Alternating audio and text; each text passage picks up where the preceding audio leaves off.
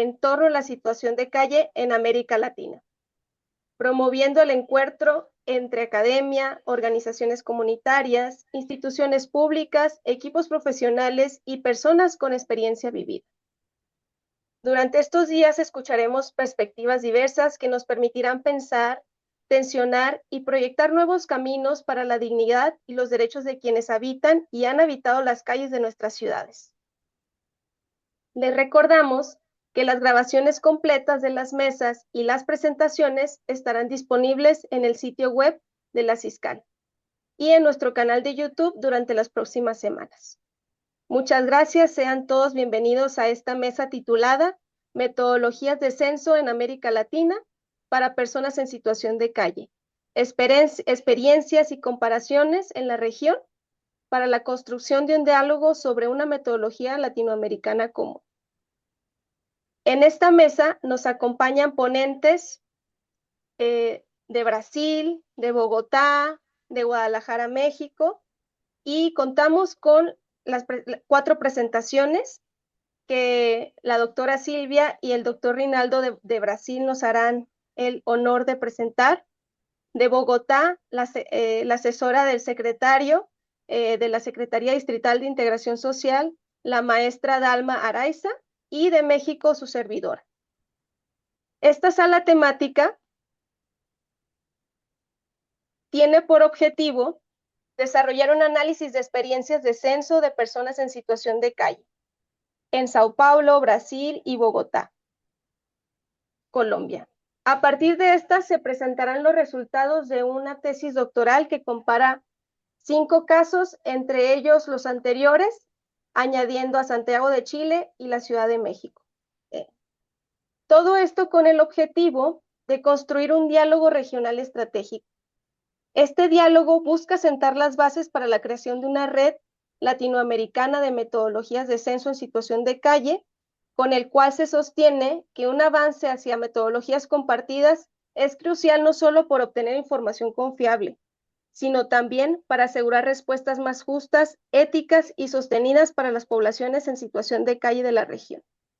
La sala, al final, concluirá con un diálogo abierto de 30 minutos con el fin de recopilar aportes e identificar los próximos pasos para avanzar en la construcción colectiva de esta metodología común regional.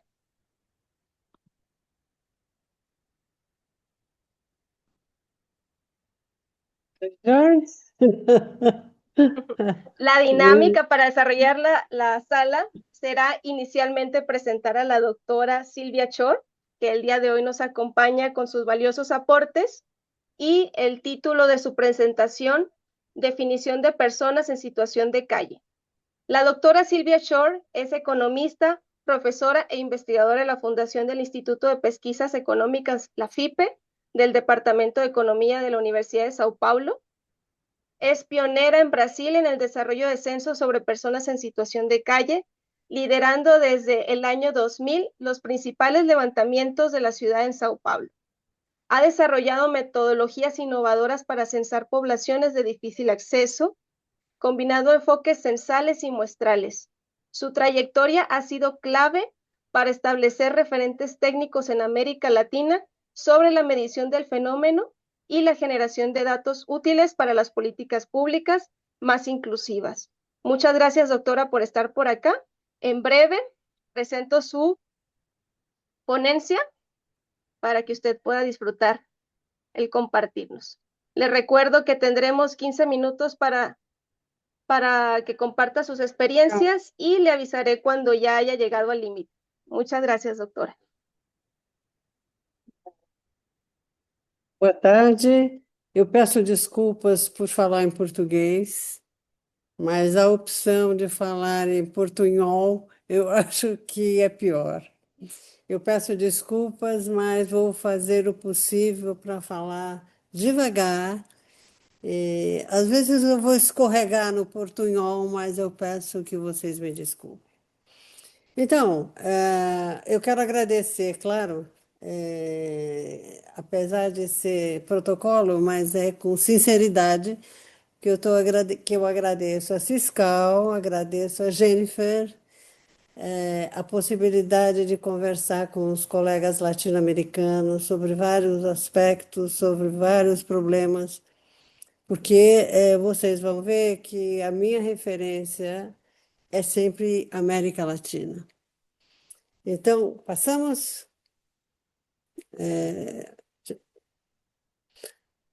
Jennifer, posso passar? Bom, Listo. perfeito. Eu tenho só 15 minutos, então eu vou fazer o máximo esforço de conseguir chegar ao conjunto, ao final do argumento que eu gostaria de apresentar.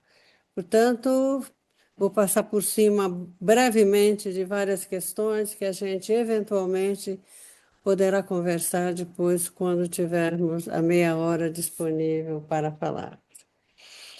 Eu começo com duas perguntas. Quantas pessoas se encontram atualmente em situação de CALI na América Latina? É claro que essa pergunta não é nem nova, não é recente, mas é importante. É importante principalmente porque tem uma pergunta na sequência. Nós sabemos? Nós conseguimos responder? E por que é importante saber e por que é importante responder? A segunda pergunta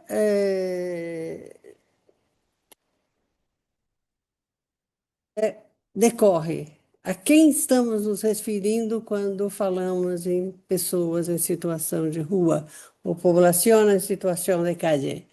Quem são? São perguntas. Essa pergunta é também uma pergunta antiga, não é uma pergunta recente, mas da mesma forma que a primeira pergunta, eu creio que é importante que a gente consiga responder, o que até hoje está meio difícil. Por favor.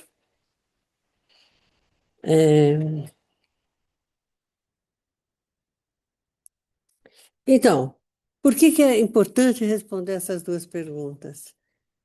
A minha referência o tempo todo vai ser América Latina.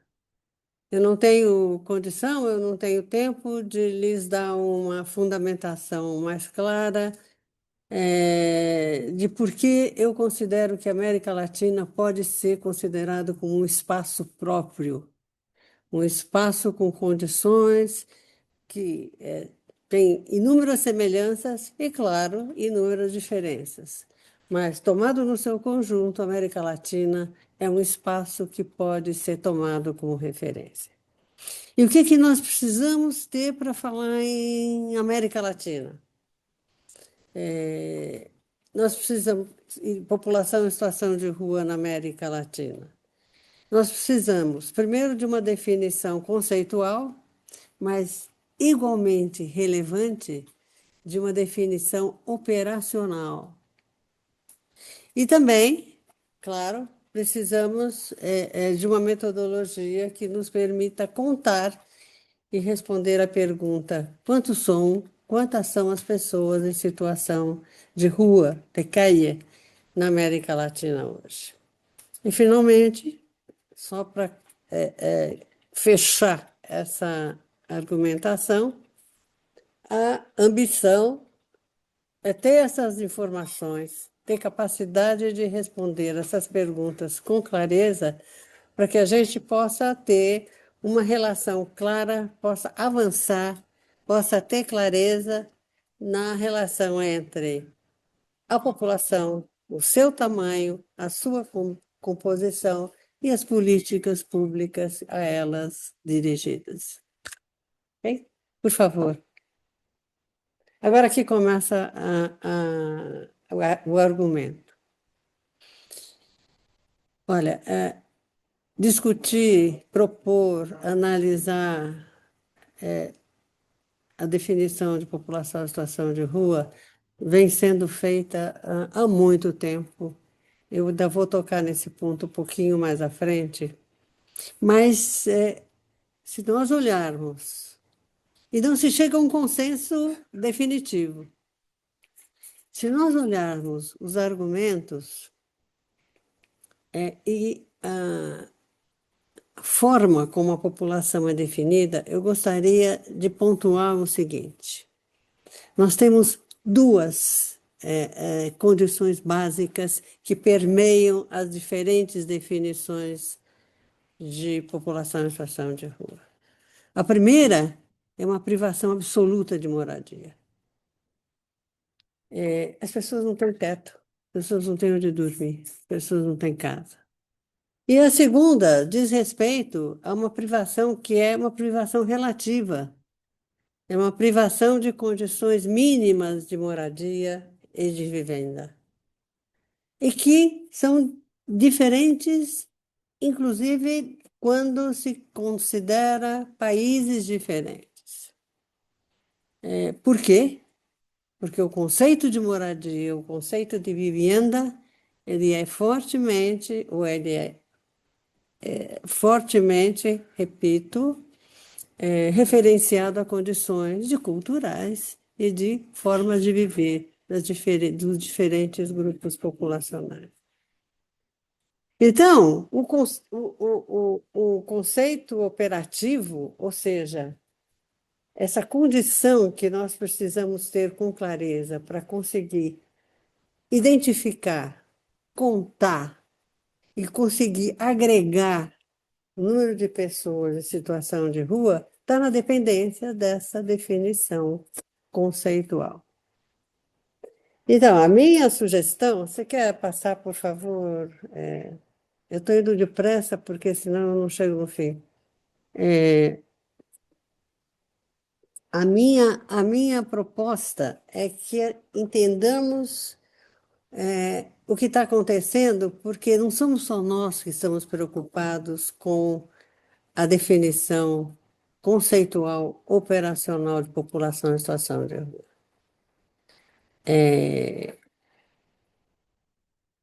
O que é tão difícil é essa decisão, ou se chegar a esse conceito é, e adotá-lo de forma generalizada. Olha, é- faz tanto tempo que está se procurando chegar a uma definição consensual e aplicável aos países, de um modo geral, que eu posso fazer uma referência à década de 70. A discussão o que é uma pessoa em situação de rua. Essa discussão começa de uma forma muito mais evidente, sistemática, e inclusive na academia, no final da década de 70, início da década de 80, e eu trouxe aqui só um exemplo do Peter Ross, com o livro dele, Down and Out in America. E foi o fim daquela condição que nos Estados Unidos se chamava Skid Row, que eram aquelas áreas marginais onde ficava aquela população mais idosa, que não era necessariamente um morador de rua nos termos que nós o definimos hoje, ficavam. E o Skid Row, por várias razões que eu também não tenho possibilidade de tocar nelas, vai se acabando, vai se diminuindo, ele vai sumindo e, simultaneamente, vai aparecendo um número ponderável de pessoas em situação de rua com outras características. Mais jovens, outra faixa de renda, outra referência de escolaridade. A população de rua nos Estados Unidos, uma das possíveis formas de se considerá-la, considerar o seu início, é aí que está aí. É aí que surge. E aí começa a briga, começa a dificuldade para se entender, para se definir com clareza o que é população em situação de rua. O livro do Peter Ross descreve essa dificuldade. E só para a gente ter uma referência concreta, em 2025, agora, em agosto, a ONU, Habitat ONU, realizou uma série de seminários no primeiro e segundo semestre desse ano para conseguir chegar a uma definição consensual e global sobre população em situação de rua. Eu trouxe aqui a referência da última reunião que eles fizeram, que foi liberar o relatório em 11 de agosto de 2025. Então, 1980, vamos colocar o início. Até agora, não se tem, de fato, uma definição que não guarde nenhum questionamento, que seja aplicada a todos os países, que possa ser usada como base para definição de indicadores quantitativos e que seja algo que, quando se diz população em situação de rua, onde quer que se esteja, tem-se uma clara referência sobre quem estamos falando. Ainda tenho tempo, Jennifer? Adelante, le quedan todavía 8 minutos, un poquito. Então eu vou ser bem rápida agora. Então, e por que que eu trago tudo isso aqui? E por que que eu me preocupo com tudo isso? E por que que eu acho que nós devemos nos preocupar com tudo isso? Eu entendo e por que a América Latina faz parte dessa preocupação, essa referência América Latina faz parte dessa preocupação. Eu acho que nós, países latino-americanos, nós podemos ganhar muito se nós soubermos falar, se nós soubermos contar e se nós soubermos analisar as populações em situação de rua em cada um dos nossos países. Se a gente tiver uma referência comum que nos permita nos apropriarmos dos resultados, por exemplo, que o Chile tem com políticas que faz para a sua população em situação de rua, nós brasileiros vamos nos beneficiar, contanto que saibamos sobre o que estamos falando. Quem é a população de situação de rua? Ou seja, se Bogotá faz um programa para a população em situação de rua e tem resultados muito positivos, o Chile ganha, Montevidéu ganha. Então, os países latino-americanos ganham. E, para que essa minha afirmação fique um pouco mais sustentável e fundamentada, eu precisaria falar um pouco mais sobre as referências de similaridades dos países latino-americanos, coisa que, de maneira nenhuma, eu tenho tempo, de fazer agora. Vamos, mais um, Jennifer, por favor. Eu já estou terminando. Mais um. Enfim. Então, por que que eu trouxe tudo isso? Eu trouxe tudo isso porque nós estamos, num momento, numa situação em que podemos, nós, latino-americanos, conversarmos, nos conhecermos e discutirmos nossos problemas que são, eu entendo, em parte, pelo menos, comuns. Então, eu trago tudo isso e com a sensação de que eu posso e que eu tenho possibilidade de fazer uma proposta. A proposta qual é? Não é criar um centro de estudos latino-americanos formal, porque nós já temos, tem Ciscal. Ciscal está aí que nos dá essa referência. Mas como o Jennifer muito bem pontuou, eu acho que a possibilidade, a proposta é a gente, nós, latino-americanos, definirmos um protocolo de definição conceitual, a referência operacional que essa definição conceitual nos permite chegar, mas que seja uma definição conceitual e a estruturação de um indicador, de uma forma de traduzir o conceito no indicador operacional que a gente possa contar à população, seja comum aos países que participarem desse esforço. Se isso for possível, eu acho que a gente ganha a possibilidade de tratar a América Latina como um espaço, como eu já comentei com vocês, e eu acho que nós ganhamos bastante. Inclusive porque, entre outras coisas, por exemplo, eu fico muito surpresa da CEPAL, que é a Comissão Econômica para a América Latina, não fazer referência à população em situação de rua na América Latina. CEPAL não toca, não se fala, não existe esse grupo. Se os países latino-americanos concordarem, acharem que é um projeto que se ganha condições mais favoráveis à análise das políticas para a população em situação de rua, que se ganha condição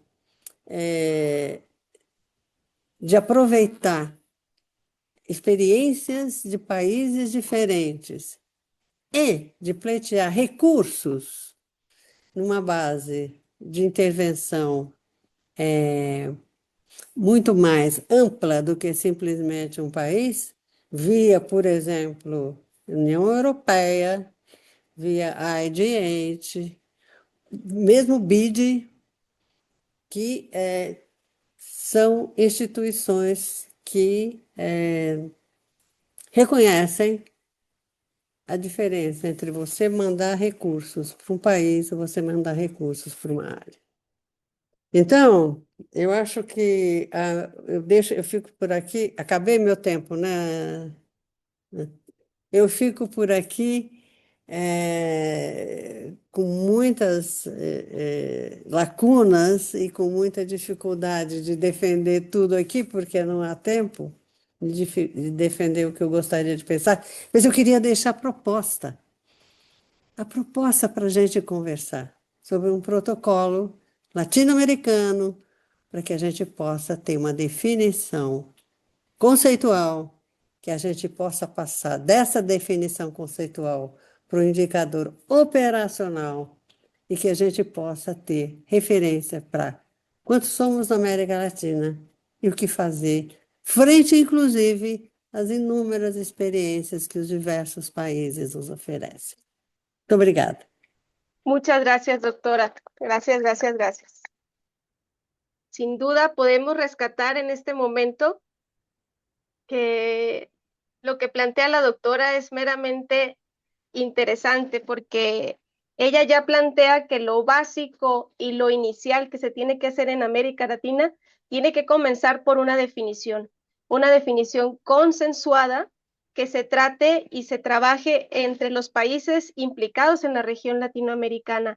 Esto no puede llegar a realizarse sin la intervención y la presión y de alguna manera la colaboración de instituciones regionales de gran envergadura y de gran intervención en esta región como la CEPAL y recientemente el ICA, el Institute Global of Homelessness, entre otras instituciones importantes que pueden colaborar para que esto suceda. Y sin duda traza una ruta para comenzar a trabajar en este ámbito, la definición, que tendría que comenzarse a trabajar desde lo conceptual y aterrizándose en lo operacional siempre y cuando se tomen las características básicas de cada ciudad dentro de la región, que tome en cuenta todos estos factores. Y por supuesto, esto nos lleva a seguir hablando que esto sería beneficioso porque no solo permite compartir experiencias y hablar de números y cuántos tienes tú y cuántos tiene Brasil y cuántos tiene Chile, sino que nos permite compartir experiencias de soluciones a partir de marcos metodológicos comunes. Muchas gracias, doctora. Damos inicio a la siguiente ponencia que nos brindará el doctor. Permítanme, tengo aquí. Reinaldo. Reinaldo. Aquí estoy trabajando en ello. Tengo problemitas con mi PowerPoint, pero iré leyendo su semblanza para que lo vayamos conociendo. El doctor Reinaldo Artes es estadística, estadístico con grado de doctor de la Universidad de Sao Paulo y profesor titular en el INSPER, Instituto de Pesquisas de Sao Paulo. Ha liderado el diseño metodológico de los censos de personas en situación de calle en Sao Paulo desde el 2000, en colaboración con la doctora Silvia Chor, un gran equipo sin duda, desarrollando modelos mixtos de recolección de datos para poblaciones de difícil acceso. Su experiencia incluye el diseño y aplicación de técnicas de estadísticas y de muestreo complejas, desarrolladas específicamente para poblaciones de difícil acceso como personas en situación de calle.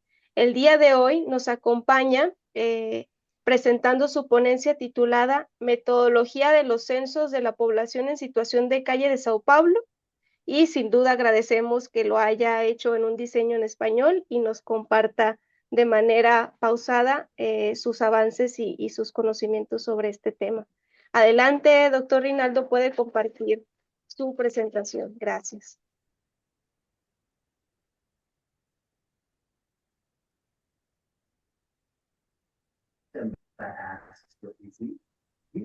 O micro.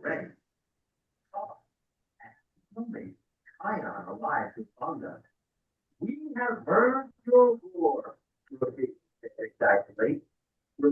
hola. No lo escuchamos, Rinaldo. Ahora sí, Ahora sí, y les pido a los demás si pueden apagar sus micrófonos y listo. Gracias. desde una ciudad. Sí, Bueno, listo. Ya podemos ver tu presentación. Gracias. gracias. Bien.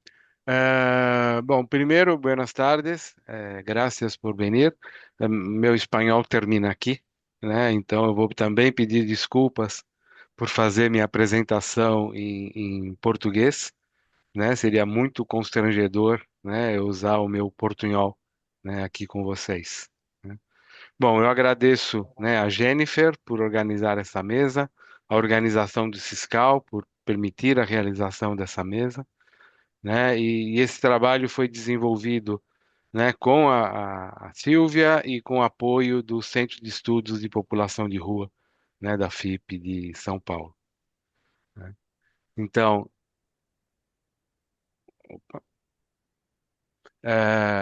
basicamente, o que a gente percebe hoje em dia é que é cada vez mais comum nós ouvirmos falar de censos de população de rua, né, no mundo inteiro. Então, volta e meia, aparece alguma cidade dizendo quantas pessoas em situação de rua, né, existem ali, né? Nos Estados Unidos, você tem experiências de contagens anuais, né, da HUD, né, em cerca de 400 localidades.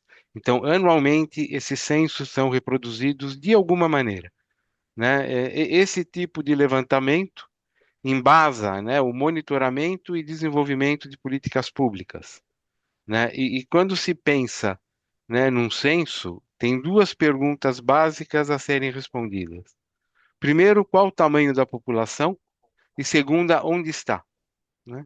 Em geral, o que você recomenda, o que você gostaria, é que uma pesquisa como essa fosse realizada num único momento, numa cidade inteira, né? Então, a gente fica pensando, e isso seria um padrão ouro, e a gente fica pensando até que ponto isso é possível quando você trata de uma grande cidade, né? Quando você pega a cidade do México, quando você pega São Paulo, né? Até que ponto você consegue reproduzir uma pesquisa desse tipo? Então, o que eu vou falar com vocês é sobre algumas características de uma metodologia de censo numa grande cidade. Então, desde 2000 já foram realizados 6 censos de população de rua em São Paulo, sem todos com uma metodologia muito, muito parecida, né? Eu e Silvia participamos dos censos de 2000, 2009 e 2015, né? Juntamente com o censo, todos os anos em que os censos foram realizados também pesquisa socioeconômica, né? Pois quando você elabora, né, uma política pública, nem sempre basta saber quantos são e onde estão, mas também é necessário saber quem são, né? E características demográficas simples talvez não consigam responder. Então, quando a gente pensa em censo, a gente tem um objetivo, que é contar, né? Quantos são, onde estão. quando a gente pensa numa pesquisa socioeconômica, o objetivo é descrever quem são. Então, toda pesquisa começa com uma definição, né? Eu tenho um objeto de estudo, eu quero contar pessoas de situação de rua, o que eu vou contar? Eu não posso sair na rua e ir contando sem saber exatamente o que eu quero contar. Então, o que a gente trabalhou nesse tempo todo, o que se trabalha em São Paulo e em vários lugares do mundo, se trabalha com uma definição restrita. A definição baseia-se onde a pessoa vai dormir naquela noite, naquele dia de realização do censo. Então, se a pessoa dorme no albergue ou em algum espaço público, essa pessoa faz parte da população em situação de rua e será contada, né? Por essa definição, o fato de você dormir em um albergue já te caracteriza como população de rua, mas se você dorme num espaço público, não é suficiente, porque existe a possibilidade de uma pessoa em situação de rua ser confundida com uma pessoa de uma parcela mais pobre da população. Então, para fazer a distinção, né, a gente sempre trabalhou com uma pergunta filtro, em que basicamente se indagava onde a pessoa costuma dormir e onde a pessoa dormiria naquela noite, né? Outra coisa, outro cuidado que se tem e que em muitos censos também se faz, é você fazer a pesquisa no período noturno. Por que no período noturno? Primeiro, porque a população se movimenta. Se você pensa em São Paulo, em 2021 foram contadas quase 32 mil pessoas em situação de rua. Essas pessoas se movimentam durante o dia. Então, realizar uma pesquisa durante o dia, evitando dupla contagem, evitando emissões ou omissões, perdão, seria muito difícil. Quando você faz a pesquisa à noite, a mobilidade da população diminui, então você tem as pessoas já próximas ao seu local de pernoite, então fica muito mais fácil você identificar, né, e contar, né, as pessoas em situação de rua. Vou falar um pouquinho do município de São Paulo, né? O município de São Paulo, ele é o maior município do Brasil, né? Economicamente falando, populacionalmente falando. Ele ocupa uma área de 1.500 quilômetros quadrados, uma área urbana de 915 quilômetros quadrados, tem uma população de 11,5 milhões de habitantes, e aqui é o que chama atenção. São 65 mil vias públicas e 12 mil quilômetros de rua. É mais do que a extensão, né, do continente americano, né? Será que é possível você realizar uma pesquisa em uma única noite em todas as ruas da cidade? Mais do que isso, é possível realizar uma pesquisa em todas as ruas dessa cidade, né? Então, claramente, né, haveria uma dificuldade enorme, né? Então, primeiro você tem o risco operacional, né? Você precisaria recrutar uma grande equipe, né, de pesquisadores, treiná-los e garantir a qualidade do trabalho, né? E sempre nos pareceu algo teórico, né? Algo que não seria concretizável, né? E outra coisa é custo, né? É uma pesquisa extremamente cara, né? E realizar num dia só incrementa, só aumenta, né, esses custos. Então, o que foi feito, né? Qual foi a solução? Bom, será que a gente não consegue dividir a cidade em áreas menores, de modo que você consiga recensear uma área numa única noite? Né? Então, foi esse caminho que nós adotamos. Então, existe uma etapa em qualquer pesquisa, e nesse censo em particular, que é uma etapa de planejamento, que é uma etapa que tem que ser muito bem feita. Então, nessa etapa de planejamento, primeira coisa é conhecer a população de rua, quem você vai contar, né? Quem são as pessoas, como você vai abordar, né? Então, é uma etapa onde você tem treinamentos e você tem muita conversa, né, com especialistas. Outra coisa é tentar descobrir como essas pessoas se movem no município e onde elas ficam no município, né? Essa ideia de mobilidade e locais de permanência são essenciais para você saber onde você tem que tomar cuidado, né? Então, como é que você chega a esse resultado? Primeiro, existem pesquisas anteriores. Você não é a primeira pessoa que conta população de rua.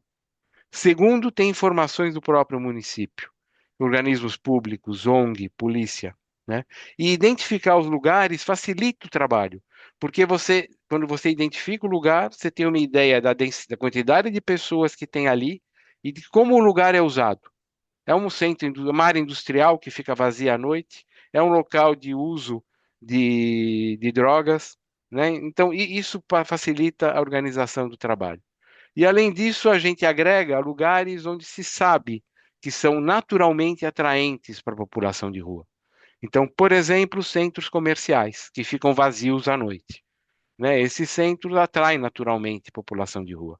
Então, esses lugares têm que ser contemplados. Terminais de transporte público, viadutos e assim vai. Tá? Tudo isso, com tudo isso reunido, é uma fase, como eu disse, de muita conversa, né? Tudo isso gera um mapa. A gente tem um mapa da cidade e a gente identifica nesse mapa diferentes regiões com diferentes expectativas sobre a quantidade de pessoas em situação de rua que você vai ter nessas regiões. E a partir desse mapa, você organiza trajetos, percursos, né, que as equipes de campo vão ter que seguir. Não dá para andar em 19 mil quilômetros de rua, né, no município ou numa fração disso. Então, você define trajetos e, dependendo da densidade da população de rua, trajetos que serão feitos a pé, com veículos ou misto. Com base nisso, o município foi dividido em 9 áreas. Essas áreas tinham algumas barreiras físicas ou urbanas, né, que dificultavam a circulação de pessoas em situação de rua. Cada área, cada distrito era recenseado numa única noite sem chover. Em São Paulo, noite sem chover em São Paulo é uma raridade em determinadas épocas do ano, né? Sempre entre segunda e quinta-feira, porque em viernes, nas sextas-feiras, a configuração da cidade muda, né? E cada dia participavam 10 equipes com 10 pesquisadores e acompanhantes. As equipes também tem uma coisa interessante. Primeiro, uma capacitação para garantir uniformidade de procedimento. A equipe era formada por um supervisor de campo e 5 duplas de pesquisadores. As duplas eram formadas, primeiro, sexos diferentes, homens e mulheres, para facilitar a abordagem da mulher em situação de rua. E outro detalhe que a gente se preocupava é que um membro da dupla tivesse experiência com pesquisa e o outro conhecimento sobre população de rua. Tá? Além disso, a gente incorporou facilitadores, que eram pessoas com experiência em situação de rua atual ou anterior, que ajudavam na identificação de lugares onde se encontram pessoas em situação de rua e, eventualmente, o estabelecimento de contato com essa população. E aí vem algumas questões, né? Será que a gente está contando mesmo população, usando essa definição, nós estamos contando mesmo pessoas em situação de rua? A gente fez um levantamento com todas as pessoas que dormiram pela primeira vez em albergue entre 2013 e 2021. E a gente acompanhou por 2 anos essas pessoas, da primeira vez que ela usou o albergue até 2 anos. 27% usaram o albergue apenas no primeiro mês. 12% usaram albergue apenas nos primeiros 10 dias. Será que são pessoas em situação de rua? Né? Pela definição são, mas será que são? Outra coisa, alguns vieses. Esse tipo de pesquisa é chamada point in time. Você vai numa determinada região, determinado momento e conta quem está lá. Isso é uma fotografia.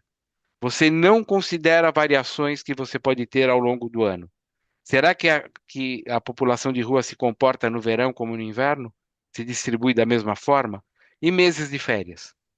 Né? É um tipo de abordagem que tende a subestimar pessoas que utilizam estratégias variadas de pernoite. Rua, albergue, pensão, né? Algumas outras estratégias. E tende a aumentar a participação relativa de pessoas que têm uma presença mais crônica nas ruas, que dormem basicamente nas ruas em abrigos. Então, isso traz algum tipo de viés que a gente ignora, boa parte das vezes. Outra coisa, eu falei para vocês que a gente sempre realiza uma pesquisa socioeconômica junto com o censo. E elas são contraditórias, porque quando eu faço um censo, eu quero rapidez. Eu tenho que percorrer uma grande área rapidamente. O trabalho tem que terminar em uma noite. Quando eu faço uma pesquisa socioeconômica, eu quero tempo, porque eu vou aplicar um questionário a uma pessoa que vai demorar para dar as respostas. Então, elas são incompatíveis. Então, qual foi a solução que nós demos? Nós realizamos as duas etapas da pesquisa em momentos diferentes. Realizamos um censo, 2, 3 meses depois, a pesquisa socioeconômica. Os dados do censo serviram como base para a elaboração de um plano amostral da pesquisa socioeconômica. Tá? Conclusão.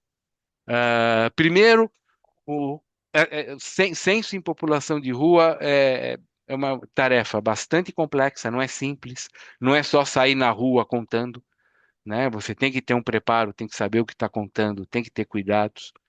E é muito custosa, é muito caro. Existem experiências de censo feitos com voluntários, mas quando você pega uma cidade do tamanho de São Paulo, no tamanho de cidade do México, eu tenho dúvidas até que ponto, né, daria certo. Né? Talvez dê, mas eu tenho algumas dúvidas. Depois, cuidados metodológicos, né, para não ter omissão nem dupla contagem. Mapeamento da cidade, estabelecimento de percursos, muito cuidado na escolha da equipe técnica. Quem vai a campo fazer a contagem? Não é você, é alguém que você vai mandar para lá. E a presença de facilitadores, que são moradores de rua ou ex-moradores de rua, também ajuda. O número que se obtém é só uma referência, é uma ordem de grandeza. Se eu repetir a pesquisa no dia seguinte, o número vai ser ligeiramente diferente. Então, é só uma ordem de grandeza. E essa investigação não considera possíveis variações no número de pessoas em situação de rua ao longo do ano. Agradeço. Acho que eu cumpri os 15 minutos, com alguns segundos a mais, mas agradeço a atenção de vocês. Enhorabuena, muchas gracias, Rinaldo. Gracias por tus valiosas Gracias. aportaciones. Sin duda, destacas aspectos muy relevantes y muy importantes, como lo es el que una metodología de censo no responde todas las preguntas que el municipio o quien ejecuta este censo pueda tener sobre la situación de calle. Y en otro aspecto tan importante es que la participación de personas en situación de calle hasta el momento solo se ha mostrado desde Brasil, desde Sao Paulo.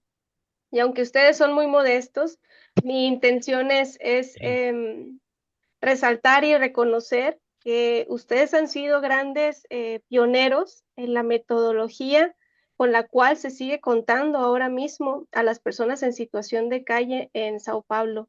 Enhorabuena y muchas gracias por estarnos acompañando por acá. Sin duda, habría que reconocer, y como lo mencionas, la realización de un censo y los resultados de un censo tienen limitantes. No querramos que respondan todo, y sobre todo mencionas algo muy importante y destacable que poco sucede en otros lugares en los que yo he investigado cómo se aplican las metodologías de censo, que es la realización de una investigación después, como lo mencionas, 3 meses después de realizado el censo, con una muestra para saber características y conocer características muy específicas que nos puedan brindar más información para la formulación de política pública. Muchas gracias, Rinaldo, y damos inicio a la tercera ponencia. Permítanme compartir. Ahí les pongo.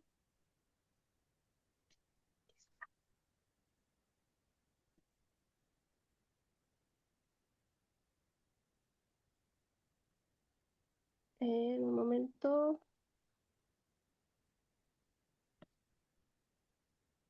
Outra vez não. Listo. Agora ¿Quieres sim. volver a compartir más información, Reinaldo? Sé que debes de tener más, pero bueno, damos inicio a la ponencia de la maestra Dalma Araiza, que es economista con maestría en economía de la Universidad de los Andes, con experiencia en la implementación, seguimiento y evaluación de programas sociales, tanto en el sector social como en el público, en nivel nacional y el distrital. Experta en el diseño de mediciones de inclusión, productiva, pobreza y criterios de focalización. Su experiencia más reciente es la coordinación del proceso estadístico del 8º censo de habitantes de calle de la Secretaría Distrital de Integración Social del Distrito de Bogotá, Colombia. Actualmente es asesora del despacho del Secretario Distrital de Integración Social. Damos la bienvenida a la maestra Dalma Eraiza con el título de su ponencia, Experiencias y desafíos de censo de habitantes de calle de Bogotá. Muchas gracias, Dalma, por estar por acá. Adelante, puedes comenzar a compartir tu presentación.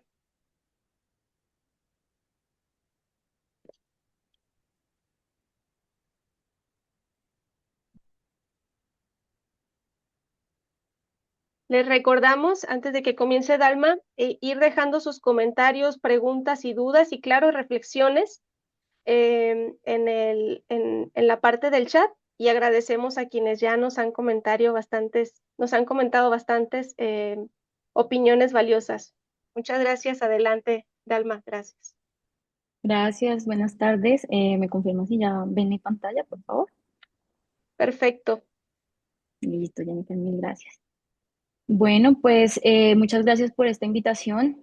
La idea en este espacio es contarles un poco cómo fue nuestra experiencia con el censo que realizamos el año pasado, año 2024, y el cual tuvo sus resultados o su presentación a principios de este año, en febrero.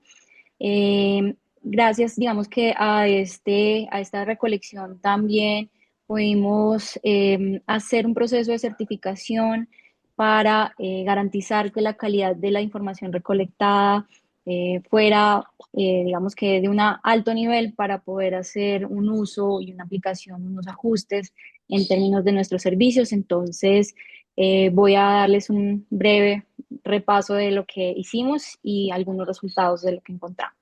Lo primero es contarles un poco acerca del marco en el cual nos movemos, el marco de análisis en el cual nace esta necesidad de hacer una actualización. Es el 8º censo que se hace en la ciudad de Bogotá.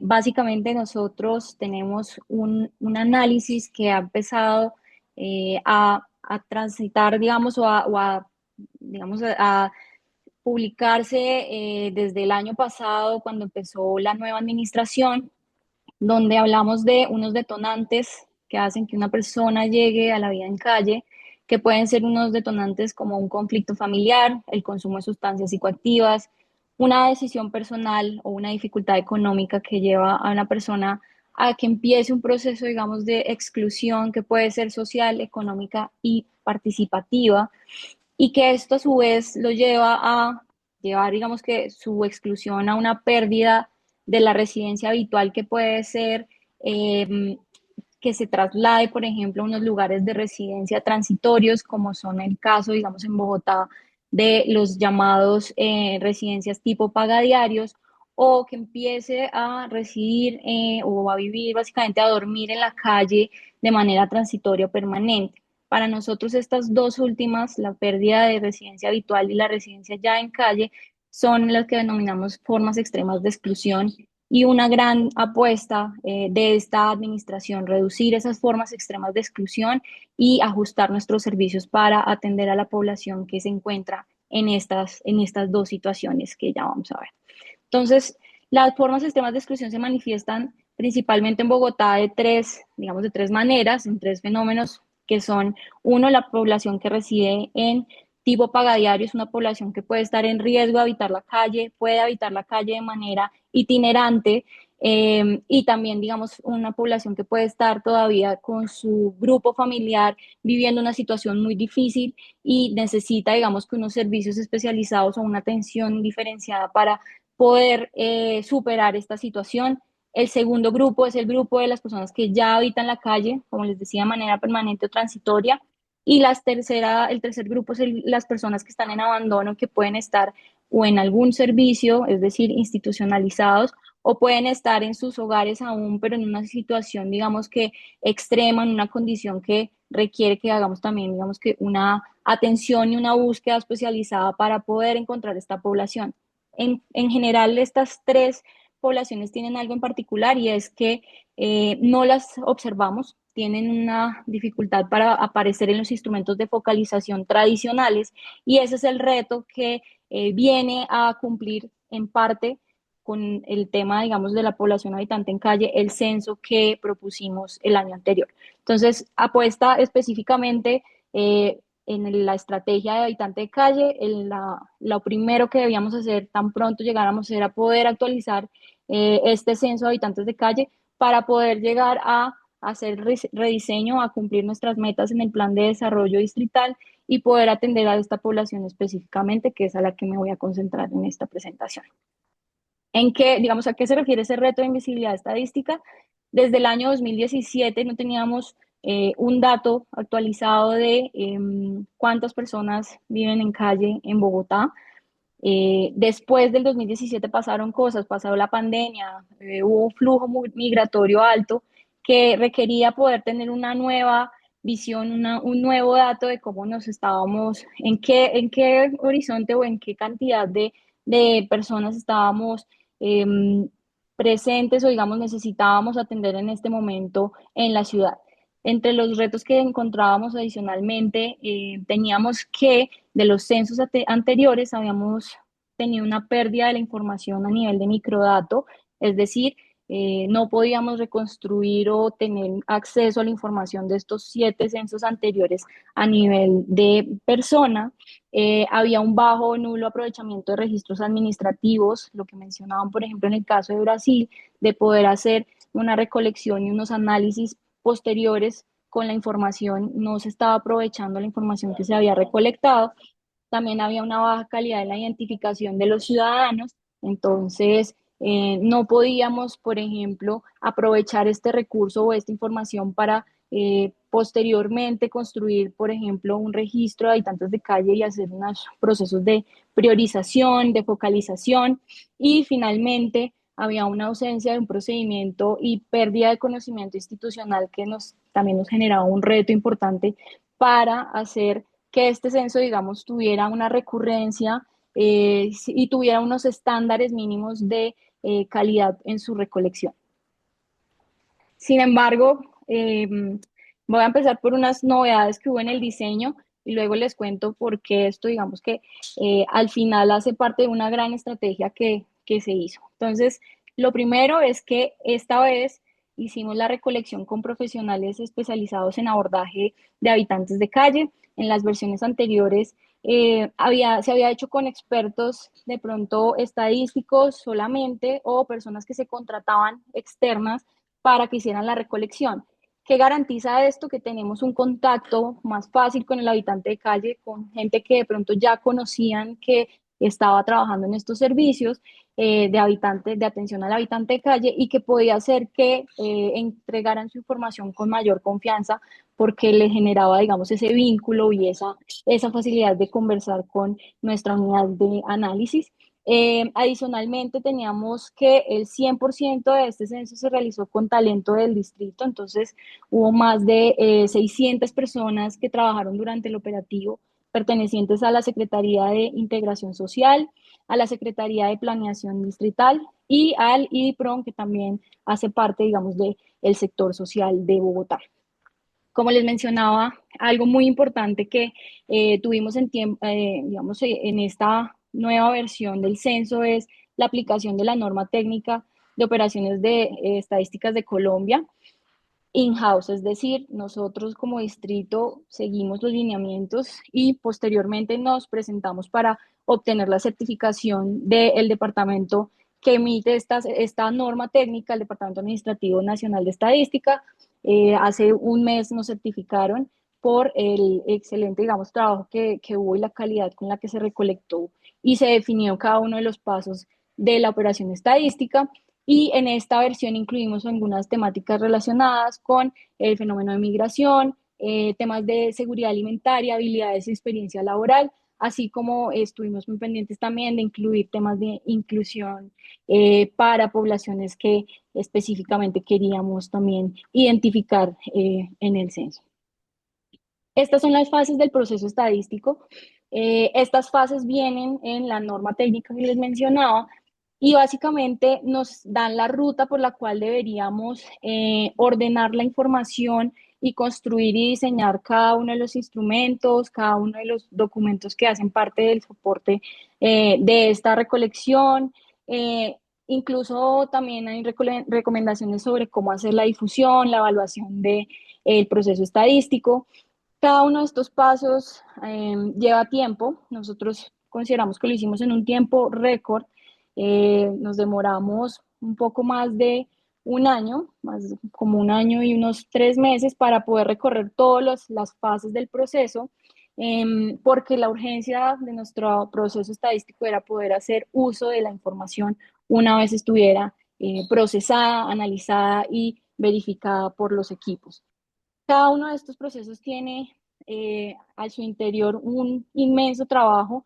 Por ejemplo, conversaban ustedes, las personas de Brasil, acerca de cómo era importante hacer una definición de la población objetivo que fuera fácilmente, digamos que operativizable, que yo pueda llegar a territorio y identificar quién sí, quién no hace parte de mi población de objetivo, un reto enorme para nosotros también. Esto hizo parte de unas discusiones, unas conversaciones que tomaron bastante tiempo para poder llegar a una definición. La definición que utilizamos nosotros es ciudadanos habitantes de calle que han dormido al menos un día en calle en los últimos 6 meses y que lo han hecho con mayor frecuencia en la capital. Entonces, esta fue una de las definiciones, pero durante todo el proceso, la construcción, la recolección, identificamos que también era importante no dejar por fuera de pronto algunas personas que residen de pronto de manera itinerante, como les mencionaba, pero mayoritariamente en calle o en residencias tipo pagadiarios. Y entonces allí se empieza como a complejizar esa definición. Salen múltiples, digamos que, facetas o características de cada uno de los habitantes de calle que fueron censados y la información, digamos que ha sido bastante enriquecedora pues para los procesos y análisis que hemos venido realizando posterior a la recolección. Algunas novedades ya no del diseño, sino de pronto en la recolección. Hicimos una recolección en forma de caracol, escuchando también a los compañeros de Brasil. Hicimos, digamos que, dos fases. En la fase de diseño, lo que hicimos fue una recolección de una georreferenciación de cómo estaba la ciudad en términos de habitantes de calle rápidamente. Esto es un conteo, un barrido por toda la ciudad de cuáles eran las zonas donde más se concentraba la habitabilidad en calle, lo que mencionaban sobre, por ejemplo, menciones de la policía, menciones, por ejemplo, de grupos como las iglesias, los colegios, todos esos reportes de dónde se ubicaba la habitabilidad en calle en Bogotá nos permitieron complementar lo que es el marco censal que realizamos. Esa recolección nos llevó a definir unos cuadrantes, 699 cuadrantes de Bogotá. ¿Qué quiere decir de dividir la ciudad en cuadrantes? Que no toda la ciudad tiene la misma densidad de habitantes de calle a lo largo de su territorio. Sin embargo, para nosotros era muy importante poder recorrer toda la ciudad en el censo. Entonces, para lo que nos sirvió ese barrido inicial y esa actualización de ese marco censal fue para poder hacer posteriormente una distribución mejor de nuestros grupos, de nuestras cuadrillas, de por dónde se iba a pasar para hacer la recolección, cómo íbamos a iniciar a hacer esta recolección, que es un poco el video que acá se veía al principio, y es la recolección en forma de caracol, ir barriendo la ciudad, empezando desde el centro o las zonas más altamente, digamos, densamente concentradas de habitantes de calle, e ir Querida barriendo Dalma, la... tenemos ¿Sí? 2 minutos más para cerrar. Ahí, ¿Sí? perdón. Gracias. Y con esto entonces poder hacer una recolección, digamos que más en detalle y el barrido a través de toda la ciudad. Entonces, esto fue digamos que una novedad en la recolección.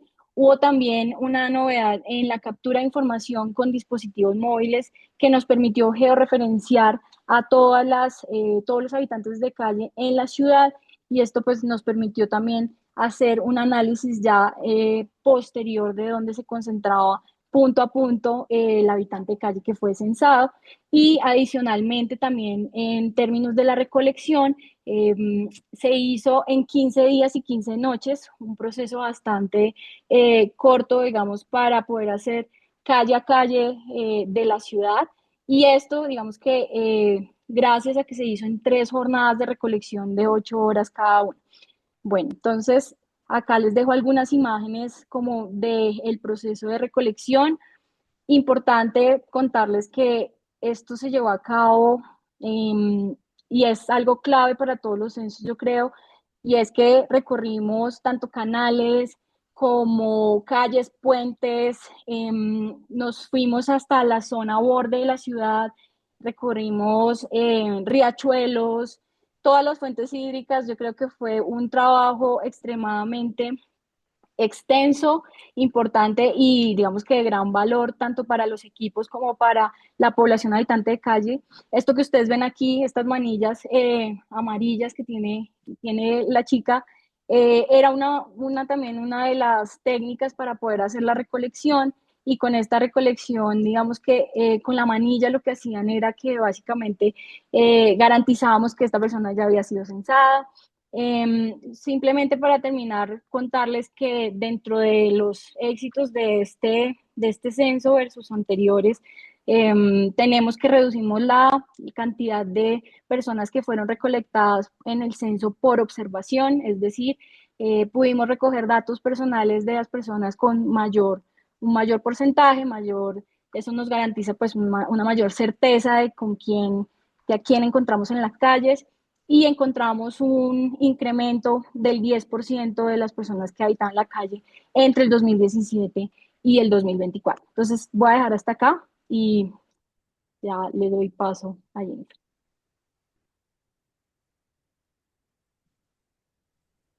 Muchísimas gracias, Dalma. Gracias, gracias. Sin duda lo que comentas tomó 1 año y medio para poder tener acá en nuestras valiosísimas manos esta presentación con todo un diseño muy riguroso, muy bien documentado y sobre todo con tantos aprendizajes que nos has compartido y que seguramente por los tiempos, como ya los he comentado, pues no alcanzamos a ver todo el trabajo tan artesanal que desarrolló la Secretaría. Y sobre todo quisiera mencionar que Bogotá es uno de los únicos países que evalúan su metodología, su intervención de conteo, de censo, y eso es algo muy valioso para dejarlo en las próximas administraciones o en las próximas intervenciones de recolección de datos por medio de censos. Eso es muy interesante, y sobre todo sus mapas dinámicos en los cuales se muestra por medio de colores, mapas a calor, en qué zonas de la ciudad se tienen mayor eh, números de personas en situación de calle. A mí me parece un proceso bastante bien diseñado y muy bien compartido para aquellos que no estuvimos ahí. Podemos incluso hasta leer, conocer y saber cómo se tomaron las decisiones y a partir de qué información se tomaron las decisiones, y eso es un acto de transparencia muy ético. Y como ya lo mencionas, pues enhorabuena por este trabajo que desarrolló Bogotá en el 2024. Gracias, Dalma. Gracias. Bueno, Jennifer, no sé, sigues tú, no sé si me permites presentarte. Gracias, gracias, qué linda. Bueno, Adelante. entonces tenemos el gusto de contar aquí con Jennifer Quintero, analista de políticas públicas y metodologías de censo para personas en situación de calle. Jennifer es doctora en ciencia política por la Universidad de Guadalajara, ha recibido reconocimientos por su incidencia en el ámbito social y su trayectoria como investigadora. Se caracteriza por utilizar un enfoque holístico e interdisciplinar que aborda temáticas desde la aporofobia y el sentido de pertenencia hasta las tipologías del fenómeno en situación de calle, el estigma y los mecanismos de exclusión. Sus estudios combinan metodologías cualitativas avanzadas, etnografía, historias de vida, grupos focales, con análisis comparados de casos en Iberoamérica. Ha realizado estancias de investigación en universidades como la Complutense de Madrid, la Universidad de Sao Paulo, la UNAD Colombia y la ONG Ciscal en Chile. En 2024 publicó su tesis doctoral, Las metodologías de medición y comprensión de datos y su efecto en el proceso de política pública para personas en situación de calle, comparación de 5 casos iberoamericanos entre 2010 y 2020, con un análisis detallado del caso Bogotá. Actualmente se desempeña como investigadora tallerista y escribe su primer libro sobre la situación de calle. Y agradezco muchísimo los comentarios de Jennifer sobre el censo, muy valiosos, se nota todo el estudio y todo el análisis que nos hizo y agradecemos mucho poder tener ese feedback y estamos muy juiciosos haciendo las implementaciones de los ajustes. Muchísimas gracias, Dalma, por esta presentación. Y pues procedemos y ahorita ya platicaremos un poco más de las experiencias. Gracias, gracias. Gracias, Dalma. Bueno, yo quisiera iniciar compartiéndoles que mi presentación se titula Censos y políticas para personas en situación de calle. Esto yo lo ubico como las bases para poder comenzar a trabajar en esta red iberoamericana o en este protocolo que ya planteaba la doctora Silvia y que pues amablemente nos han ido partiendo escenarios y compartiendo experiencias de que esto sí es posible. Yo les pregunto a ustedes, ¿será posible trazar una hoja de ruta técnica para América Latina sobre la realización de censos para generar estadísticas compatibles sobre población en situación de calle, fortaleciendo así la evidencia para políticas públicas a escala nacional, local y regional? ¿Será posible? Pues veremos que sí es posible. Otras experiencias en FEANZA, en la Unión Europea, en países como Colombia, como Brasil, como España, ya tienen sus metodologías nacionales casi aprobadas, y ahorita nos platicará un poco de eso, Dalma, de qué tiene que ver esto de la certificación del censo, que me gustaría mucho que nos compartiera. Es así como me gustaría iniciar. Buenas tardes a todos, gracias por este espacio, gracias a mis colegas ponentes por aceptar participar en esta mesa. Quisiera iniciar compartiendo también que considero, a partir de los resultados de mis investigaciones y las experiencias que he logrado unificar en una tesis doctoral, que los censos son una oportunidad de dignificar, reconocer las vidas de las personas que habitan las calles, que viven las calles. Es una oportunidad para visibilizarlas, escucharlas y recordarles que sus vidas importan y sus derechos están vigentes. De esta manera colocamos a un censo no como un instrumento meramente estadístico, sino como un instrumento de dignificación. ¿Cómo obtuve o cómo llegué a las interpretaciones o hallazgos que me permitieron el día de hoy pues poder compartir esta mesa con mis grandes colegas y grandes maestros?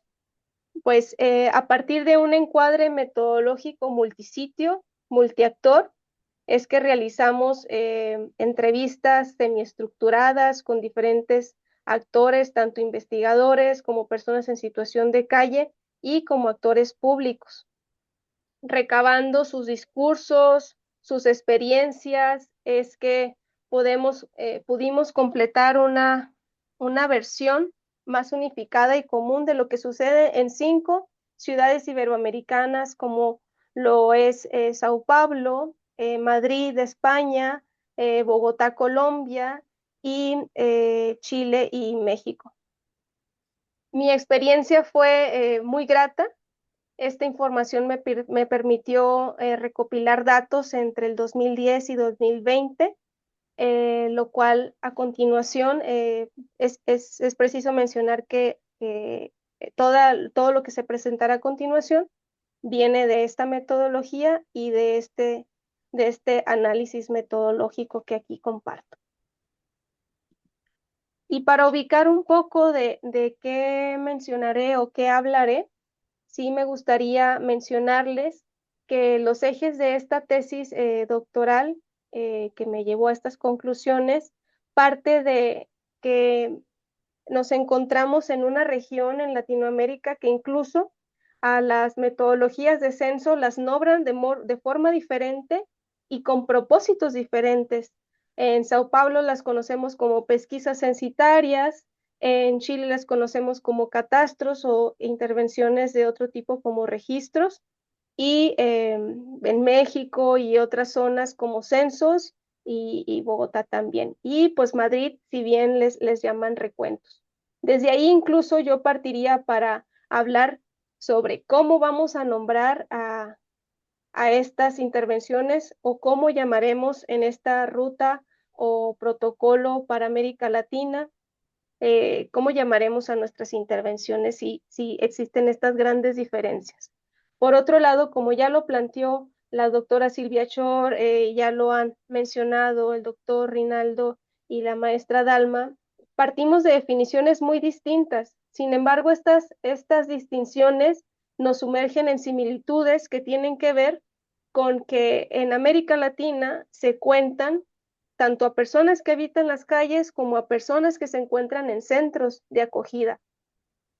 En eso sí creo que hay grandes similitudes. Y por otro lado, hay que destacar que después del censo, algunos ya toman en cuenta que un censo tiene sus limitaciones. Y en este caso, saben que un censo meramente nos ayuda a tener una estadística, un número y algunos datos básicos, y eso lo han comprendido muy bien tanto países en los que agregan un estudio complementario para conocer otras características a profundidad sobre la población. Y me gustaría resaltar la experiencia de Chile con sus catastros y sus entrevistas semiestructuradas y a profundidad que realizó con a lo mejor 25, 30 personas en situación de calle, que de manera muy profunda conoció sus historias y sus trayectorias en situación de calle. Entonces, incluso también podemos entrar en un debate en donde no solo esta ruta para América Latina debería de complementar estudios solo cuantitativos, sino agregar un apartado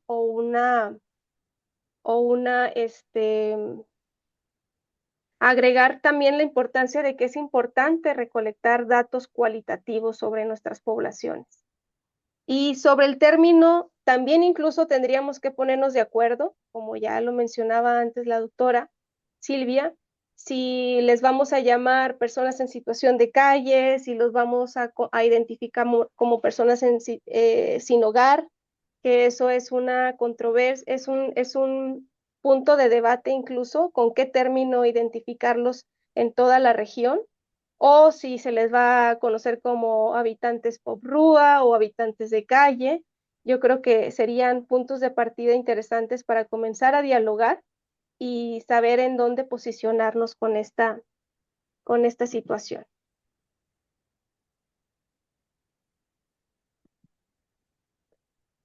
Entre los principales hallazgos, y que me permitirán hablar en las siguientes diapositivas sobre mi propuesta, es que en la tesis menciono que hay una efectividad dispar, que la existencia de metodologías de censo no garantiza que haya mejoras en la política pública por factores contextuales y políticos que inciden en su impacto, que tienen que ver en mucho por la voluntad política del actor, del alcalde, del presidente municipal de cierta ciudad en donde se realiza el censo. Por otro lado, hablo también de que el modelo que propongo es propositivo, ya que parte de la experiencia de estos 5 casos analizados. Las diferencias metodológicas sobre estos casos pues impiden poder tener datos comparables, como ya lo mencionó también la doctora Silvia, en donde no nos permiten saber si los mismos 20 de Chile son los mismos 20 de Sao Paulo. No sabemos exactamente a quiénes se contó en Sao Paulo y a quiénes se contó en Chile para poder realizar comparaciones de tal magnitud, por lo cual no podríamos hablar de comparaciones éticas en este caso. También es importante resaltar que en los hallazgos de la tesis se encontró que solo uno de los casos, en este caso Sao Paulo, contemplaba el trabajo con y para personas en situación de calle, en donde estos eran involucrados tanto en el diseño metodológico como en el desarrollo y ejecución del censo. Eso fue un hallazgo interesante, que habrá que reconocer esta ruta metodológica que tracemos. Así también, entre las definiciones, se puede mencionar que hay exclusiones muy ocultas que son difíciles de detectar, como las ciertas definiciones entre estos 5 casos que analicé, hablan sí de una construcción conceptual y normativa, pero que invisibiliza a mujeres, niños, niñas y adolescentes y una población LGBTIQ+, que en el concepto operacional no se describen las situaciones específicas que estos grupos viven dentro de la población en situación de calle.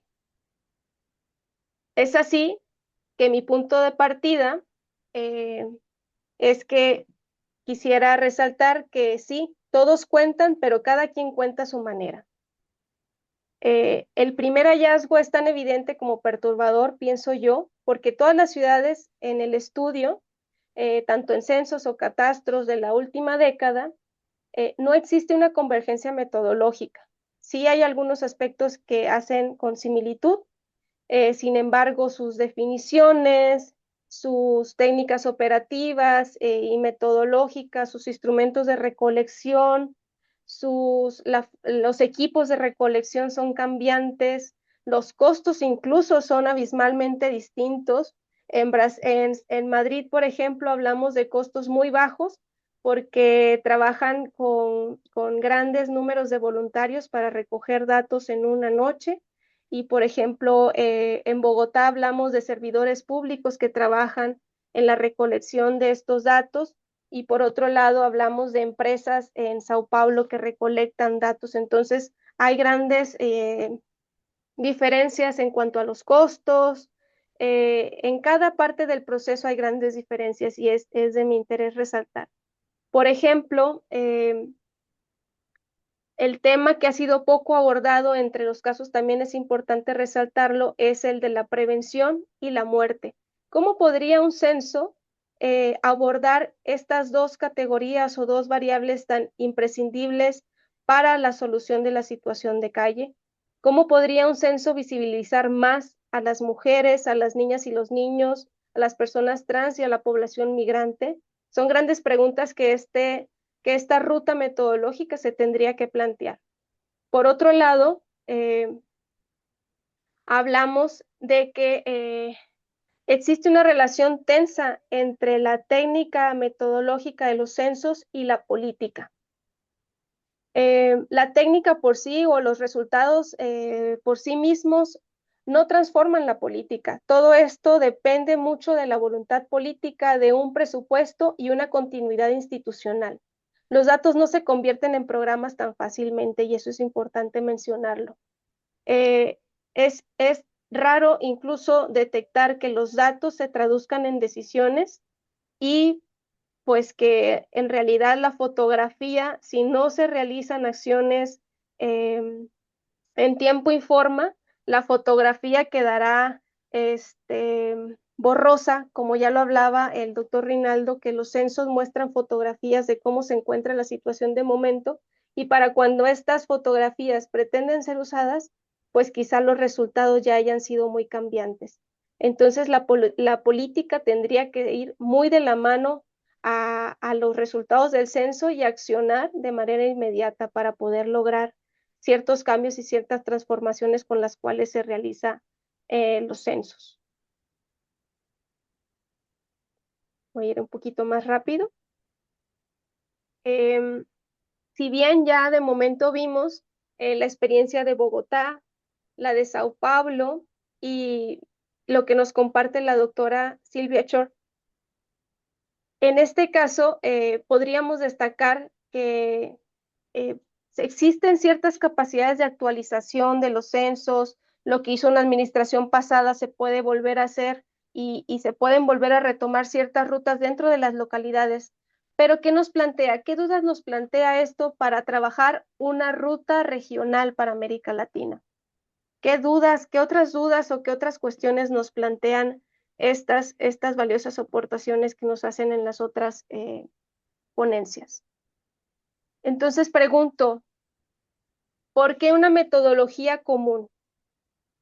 Si bien ya lo mencionaba la doctora Silvia, nos habla de que esto nos permitiría establecer una ruta base para monitorear avances en cada una de las ciudades.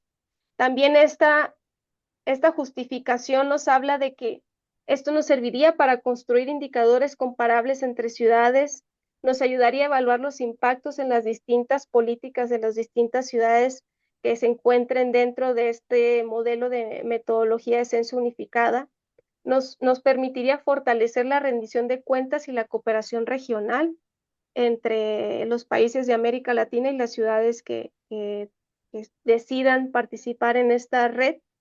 Así también nos permitiría tener diálogos técnicos y compartidos en lugar de esfuerzos aislados. Si bien la ola migratoria nos ha dejado ver, incluso la situación de calle nos ha dejado ver que es un problema tan complejo que traspasa fronteras, que traspasa naciones, que traspasa políticas nacionales y que sin duda se tendría que abordar desde lo común, desde un conjunto de operaciones. Además, esta ruta metodológica tendría que contemplar y justificar que hablar de una metodología común nos llevaría a hablar de reducción de la discrecionalidad política que ocurre en cada uno de los lugares en los que ya he investigado un poco.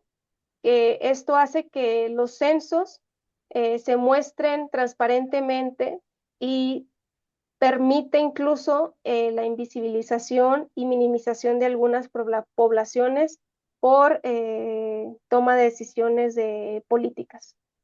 Por otro lado, esto actuaría como una salvaguarda ética, imponiendo mínimos regionales de ética en cuanto al consentimiento, al enfoque de género, enfoque de derechos humanos, enfoque de interseccionalidad para las poblaciones que se cuentan y se censan. Incluso esta ruta podría permitir una trazabilidad en donde se facilitaría las auditorías sociales y la identificación de omisiones o maquillajes estadísticos de los que ya hablaba. Además, fortalecería a los actores no estatales como ONG, universidades, para que reapliquen y validen los datos como base en la región latinoamericana. Asimismo, reforzaría la exigibilidad de derechos entre ciudades, localidades que participen, incluso presionaría a aquellos que no están participando que de alguna manera se unan a esta ruta o metodología común. Es así que una calle contada con reglas comunes es menos manipulable por el poder político. Eso es algo que podemos tener como enfoque también en esta ruta que tracemos. El núcleo mínimo que propongo toma en cuenta un consenso conceptual, sin duda, como ya lo mencionó la doctora Silvia, que hable de categorías mínimas, sin techo, sin vivienda, vivienda insegura o vivienda inadecuada, en donde se encuentren incluso aspectos que revelen un poco de prevención hacia la situación de calle y nos hable de un enfoque interseccional. Por otro lado, también tendríamos que hablar de un diseño metodológico que contemple una cartografía y cuadrantes previos de qué estrategias o qué acciones se deben de tomar en cuenta para la recolección de datos, hablar de las posibilidades y las libertades también en cuanto a lo económico que tenga cada localidad, sobre los equipos mixtos, si puede darse el lujo de contratar empresas que desarrollen estas investigaciones o si pueda capacitar a voluntarios o servidores públicos, se tendría que tomar en cuenta esos aspectos como ya se han mencionado. Se tendría también que partir de instrumentos homogéneos de recogida de datos en donde tomen en cuenta características vitales que los censos sí están preparados para recolectar, que tienen que ver con la edad, el género, la identidad, los lugares de pernocta, el tiempo en calle, entre otras variables. Y tomar en cuenta que la tecnología está para ayudarnos y en este caso, pues, de alguna manera brindar datos recolectados más precisos. También estas intervenciones, esta ruta mínima que propongo tendría que tomar en cuenta la ética y la calidad de los datos, con un consentimiento informado para los participantes de estas metodologías y personas que son entrevistadas o encuestadas, protocolos de seguridad para los equipos y la no revictimización de quienes son encuestados. Asimismo, tendría que contemplar cuestiones de duplicación, muestras de verificación y la publicación de metadatos y transparencia de los mismos para que sean utilizados no solo por los gobiernos, sino por las otras entidades que conforman las instituciones sociales, para que haya datos abiertos y que cuiden incluso la sensibilidad y los datos propios y personales de cada una de las personas encuestadas. Sin más, esta sería el fin de mi presentación. Me quedo con algunas otras diapositivas, pero ya las iremos platicando en el diálogo. Y me gustaría resaltar que ojalá en el diálogo podamos platicar sobre cómo esta ruta común o esta trazabilidad común nos pueda permitir hablar de la participación de las personas en situación de calle, los efectos que tiene la metodología de medición de censo en la política pública e incluso la invisibilización sistemática que puede o no darse en las estrategias de recolección de datos y los conceptos que se enuncian en un censo. Y me despido en mi ponencia mencionando que si un censo si un censo de este calado no se diseña bajo el lente de comprender el daño para solucionarlo, no es un censo ético y transformador. Muchas gracias.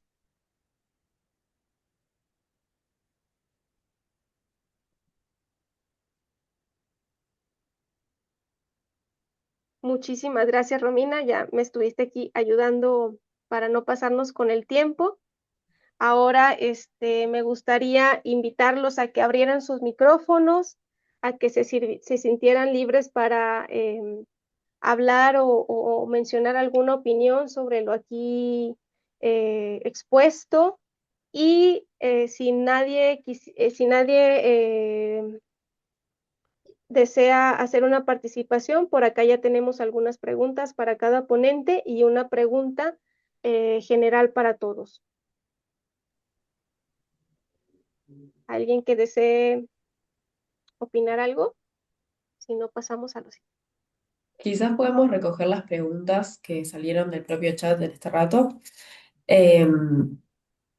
Funding Homeless Alliance preguntó durante la presentación de Silvia si conocían a la definición del Instituto de Sinogarismo Global y si podría o no servir como referencia. Silvia, no sé si nos estás escuchando.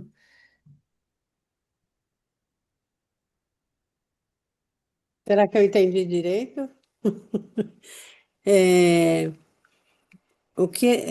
Desculpe, mas meu espanhol está precário. Você pergunta? Sí, pregunta que Hola, conocer. yo hice la pregunta, disculpe, no me puedo poner la cámara. Gracias. Pero bueno, voy a intentarlo. Yo Gracias. trabajo un poco el tema del sinogarismo, pero desde la perspectiva de un grupo de instituciones en la iglesia. Y trabajamos en colaboración con el Instituto del Sinogarismo Mundial, que se llama IGH en inglés. Y ese instituto, les puse el enlace, ha desarrollado un marco de definición del sinogarismo. Y mi pregunta era si conocen ese marco y si ese marco tiene les parece útil para un trabajo en la región o si, pues, no sirve por cualquier razón. Quería entender un poco si eso era un instrumento útil para la reflexión en la región. Eu recebi uma pergunta a respeito de um marco de referência, mas do IDH, Isso, não é, acho que é isso. é o IDH. E o comentário que eu tenho a fazer é o seguinte: o IDH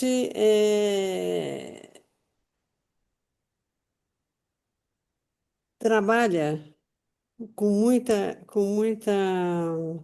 Ele trabalha com muita informação, mas ele também é uma instituição que procura, de alguma forma, transformar essas informações em instrumentos práticos, úteis. Essa tipologia que o IDH faz, que é muito próxima daquilo que a gente chama ethos light, ela é ótima. É ótima, não quer dizer muita coisa, precisa especificar. Ela, ela separa, como faz ethos, por estratos e reduz o número de condições em que você tem que incluir para definir a população em situação de rua. Isso facilita enormemente. De alguma forma, você difunde a noção, o conceito, de tal maneira que fica muito mais prático, viável você contar as pessoas em situação de rua com esta referência. Qual é o ponto? O ponto é que se você pegar, por exemplo, o site do IDH, ele tem um mapa do mundo, aonde ele tem os países aonde são feitos levantamentos, censos. Eu não diria só censos, porque a metodologia é variada, mas o que o IDH contribui com uma forma mais prática de definir, ele não consegue concretizar até a ambição dele de responder quantos são no mundo. Por quê? Porque cada país conta de um jeito diferente. Então, a pergunta que ela fez é uma pergunta extremamente clara e é muito útil essa tipologia. O país que usa ou a cidade que usa essa tipologia, eu acho que ganha bastante em praticidade e pode aumentar até o rigor na contagem. Mas, se nós estivermos falando, por exemplo, de América Latina, é preciso que a gente olhe essa tipologia, que pode ser um bom ponto de partida para a discussão, mas que a gente olhe e não perca de vista que a gente tem que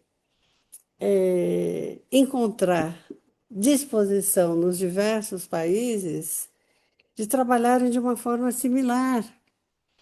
Por quê? Porque essa tipologia que é tão prática, que pode ajudar tanto, quando ela é aplicada, ela pode ser aplicada de forma diferente. Então, eu diria que sim, essa tipologia é uma tipologia extremamente útil, acho eu. E ela é maleável, ela é flexível, mas ela tem que ser, de alguma forma, padronizada para que a gente dê um passo além e consiga agregar resultados. Porque mesmo num país que tenha várias cidades, é preciso que a gente tenha segurança de que a metodologia foi aplicada da mesma forma para que a gente possa somar as pessoas em situação de rua naquele país. Eu não sei se eu respondi ou se eu falei demais e não disse o que tinha que falar.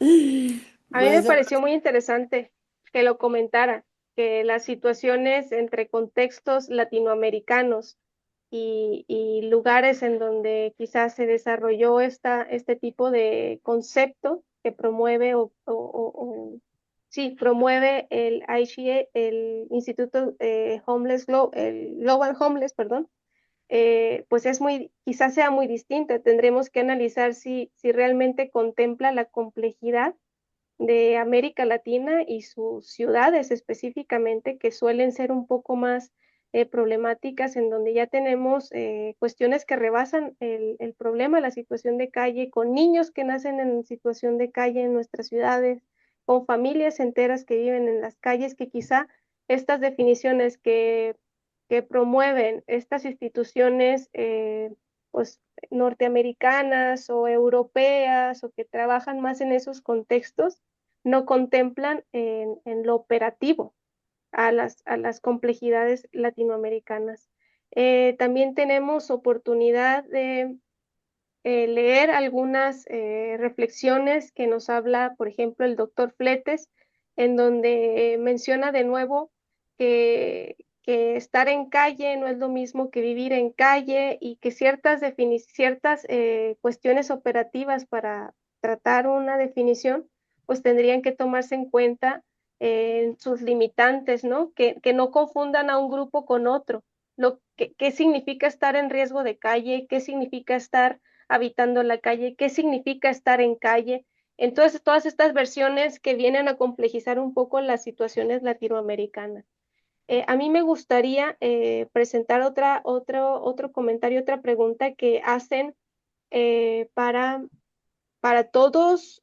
Tengo una pregunta para todos y tengo una pregunta específica para que tenemos 2 minutos para responderla, para Dalma, en donde menciona Dalma y Rinaldo, por favor. ¿Qué variables y desagregaciones deberían adaptarse tal cual a nivel regional para no invisibilizar a mujeres, niños, población trans y migrante? ¿Hay alguna pregunta que se tenga que hacer en los formularios o alguna cuestión operativa que se tenga que desarrollar en las definiciones? Tenemos 2 minutos para cada uno, así que adelante. ¿Empiezo yo? Sí, vale. Bueno, nosotros tenemos una propuesta de algunas preguntas que teníamos en nuestro formulario. Nuestro formulario estaba compuesto por cerca de 50 preguntas.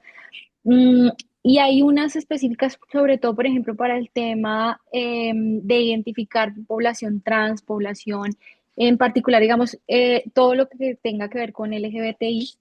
Y es hacer, digamos, primero estratégicamente organizar las preguntas de una manera que en caso tal de que la persona, digamos, no quiera responderlas, pueda no afectar la completitud de la información, digamos, restante. Entonces, una estrategia que utilizamos es, pusimos sexo al nacer al principio, pero el tema de identidad y orientación sexual muy cerca al final, en caso tal de que si la persona se altera, pues podamos decir, no hay problema, no la contestes y podamos continuar, digamos, con el operativo sin tener mayor costo en términos de recolección. Eso es una técnica que utilizamos. Las preguntas que utilizamos fueron acordadas o más bien ha sido un proceso que en Colombia ha tenido un alto recorrido para poder hacer un acuerdo de cómo es la manera en preguntarlo. Entonces yo los invito a revisar nuestro formulario que está en línea porque ya tiene, digamos que unos acuerdos que a nivel nacional han funcionado en otros instrumentos, sin embargo, aún pues nos enfrentamos a los sesgos de este tipo de preguntas que son difíciles de contestar. En términos de migración, preguntábamos el tipo de documento que tenía la persona, pero además incluíamos en las razones por las cuales estaba habitando la calle en la ciudad si había sido por un proceso de migración, también preguntamos por pandemia, hicimos como una revisión de cuáles eran las causas y dejábamos poner más de una para poder también identificar por estas preguntas, por ejemplo, estos procesos. Y en términos operativos, ya para terminar, por ejemplo, el tema de niños, niñas y adolescentes para nosotros fue todo un reto. Nosotros tenemos una política, digamos, distrital muy clara de que no puede haber un niño en calle, es decir, en el momento en que identificamos a un niño que está habitando la calle, se activa una ruta y esta ruta de atención también se activó durante todo el tiempo en el censo, es decir, que no había, digamos, posibilidad alguna de que censáramos a un niño y lo dejáramos, sino de una vez teníamos que actuar como distrito y hacer la atención. Y esto también implicaba que en nuestra recolección no le hacíamos todo el formulario, por supuesto, al niño, sino lo contábamos con 3 preguntas que eran las de observación, edad estimada, sexo aparente y la razón por la cual no se contó, que ahí estaba, que era un menor de edad. Es para estar. Excelente. Muchas gracias, Dalma. Adelante, Reinaldo. Bom, em São Paulo, quer dizer, o último censo que nós fizemos foi de 2015, e naquele censo a gente não perguntou sobre orientação sexual, por exemplo. No de 2021, havia uma pergunta sobre orientação sexual, né, no censo, e não ouvi nenhuma crítica, assim, em relação a ela. A questão da mulher, quer dizer, isso vem, acho que em todos os censos, né? Então, se você pega no Brasil, você tem cerca de 17, 18% das mulheres da população de rua do sexo feminino. E eu acho que aí tem uma questão interessante, que é a questão da mulher com filhos, né? Então, acho que isso é um tema interessante para você colocar nas pesquisas. E tem um tema que é mais difícil, que é a questão de famílias na rua, né? Como você identifica famílias na rua? Porque os censos, eles são, você pergunta, socioeconômico, por exemplo, que é onde você consegue expandir um pouco melhor, as perguntas são individuais. Você pergunta para a pessoa, passa para a pessoa um questionário. Então, se você perguntar, você está com a família na rua? De repente, você pergunta para um outro membro da família logo em seguida. Então, é muito difícil você saber quantas famílias, né, estão na rua em algum momento, né? Eu sei que não está diretamente ligado à mulher, mas a mulher acaba sendo, né, um ponto importante, né, nessa definição, né? Sobre crianças, né, que a Dalma mencionou, nos censos de São Paulo, sempre que você encontra uma criança, você conta. Só que criança e adolescente requerem uma maneira diferente de você realizar uma pesquisa. Enquanto a população adulta, né, ela se recolhe, né, à noite, criança e adolescente tem outro comportamento, né? E quando você pensa criança e adolescente em situação de rua, você tem desde da criança e adolescente que realmente vive nas ruas, como aquela que trabalha nas ruas, né? Então isso requer um tipo de censo, uma metodologia que não é a mesma metodologia que você faz para a população adulta de rua. Correcto, correcto, excelente. Es lo que hemos visto en las otras ciudades que sí realizan este tipo de intervenciones de censo. Optan por realizar censos después del censo general, realizan censos específicos y específicamente para la población de niños, niñas y adolescentes, que es un tema vital.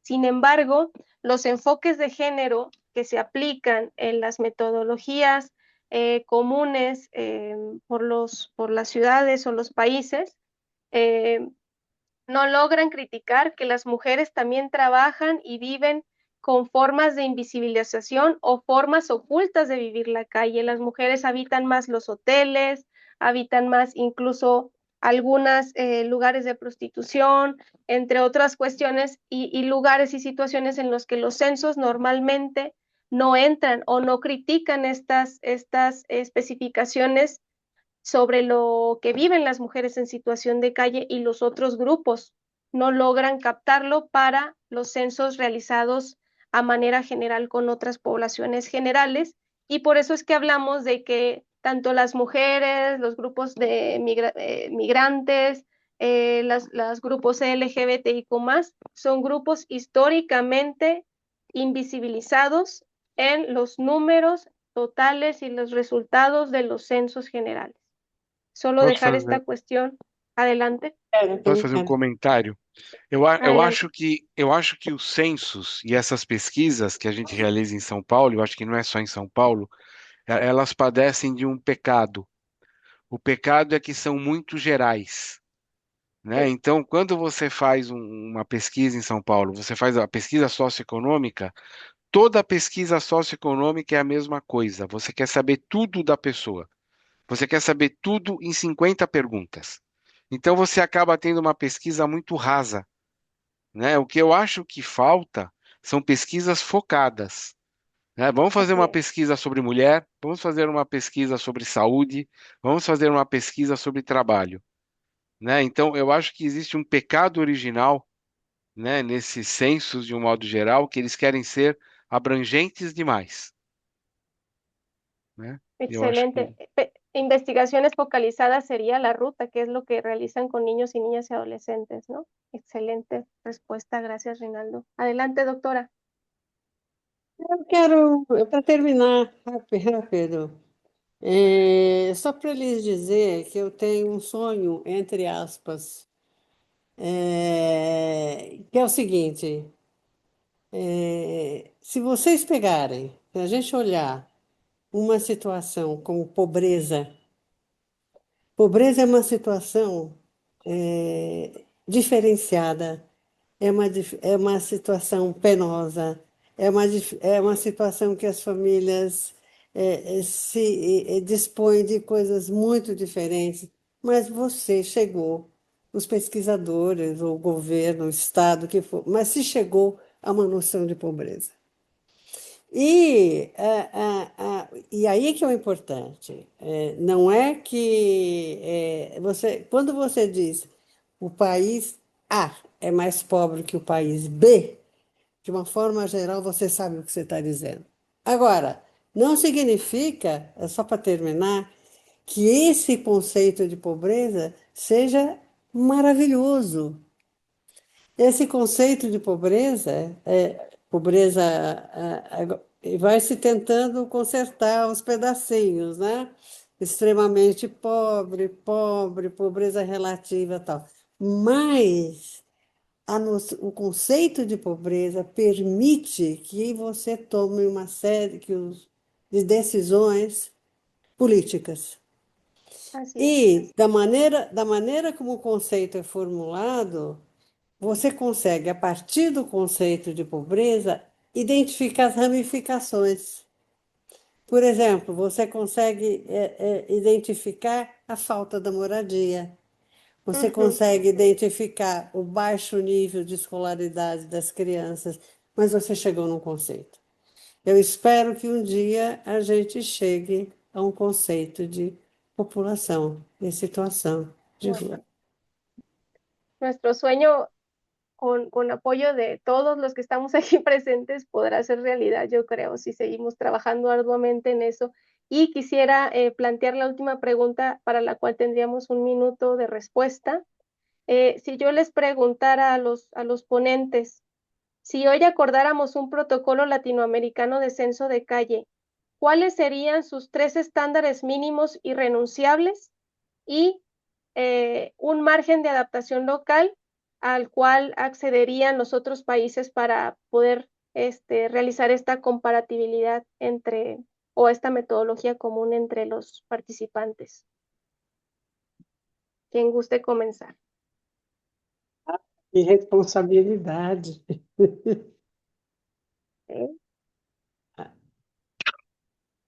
¿Eh?